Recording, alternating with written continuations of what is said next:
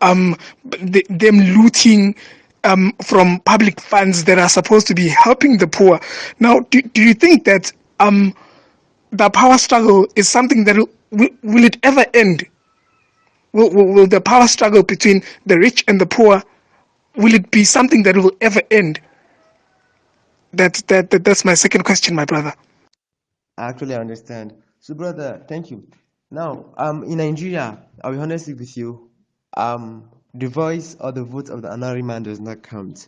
So basically, what we are doing at this point in time is human rights activists who are very popular and international bodies that operate in Nigeria, like the Amnesty International, we have been calling for laws to enable the government, which is what we call transparency, to enable the government, which include the executive, the legislative, and the judiciary, make the budget public for the common man to go through it.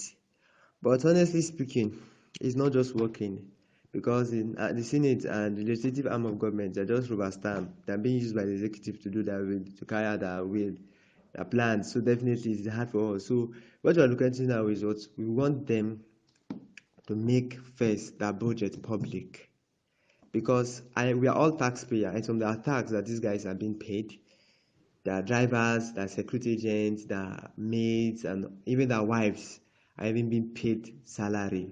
Why are they being paid salary? Why are they being paid allowance?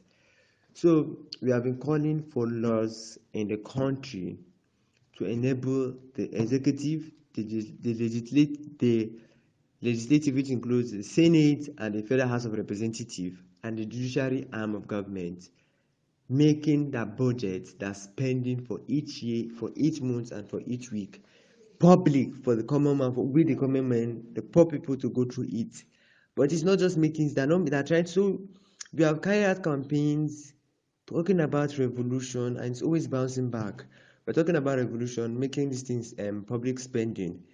There was this guy from one of the states in Nigeria, Cross River, Jalungu Agba. Jalungu Agba actually started a movement demanding the Cross River government to actually make the budget of the state public for the state indigenous to go through it. And bet me, he was immediately arrested and he's been tried for treason. What is treason there? Also, from that same Cross River, one of the barristers also criticized the government because they're not making it this thing, has been traceable. And we're talking about likes of Omoyele Sowore and the whole. So we have been trying our best at this point in time, demanding through campaigns online, engaging the government. Even there's this organization I work with, Youth Platform, Action Aid. There was a time they'll be asking government to make public funds they are spending budget. That budget actually listen, the government always tell us they're on it, they're on it, they're on it, they're always on it. That's what they keep on telling us. So we have been trying our best. We have been calling for referendum, and what we just pointing now we need is the capitalist system has failed us in Nigeria. We have been looking for a socialist system. But what most Nigerians are afraid of, the same socialist system we are practicing, we are demanding for. The likes of Festus Keyamo and what is this other guy's name? And Adam Soshomole, they were socialists, but they end up becoming capitalists, end up becoming worse. So now we're just thinking of another system of government and other things that we cater for the needs of Nigeria. If I'm wrong, you can correct me. Thank you. No, I get what you're saying. I get what you're saying. As ordinary people, we really need to know where the money is going to. We really need that transparency from the government, and I totally agree with you, because we need to know where the money is going to. We need to know who's taking the money, and in a way that will curb or put an end to corruption, because public spending will be made public for the public to see, and it would be difficult for anyone to steal, because we would know who took a certain amount and what for. So I really agree with you.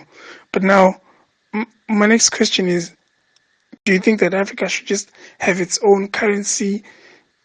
And do you think that the World Bank should just stop funding Africa, and we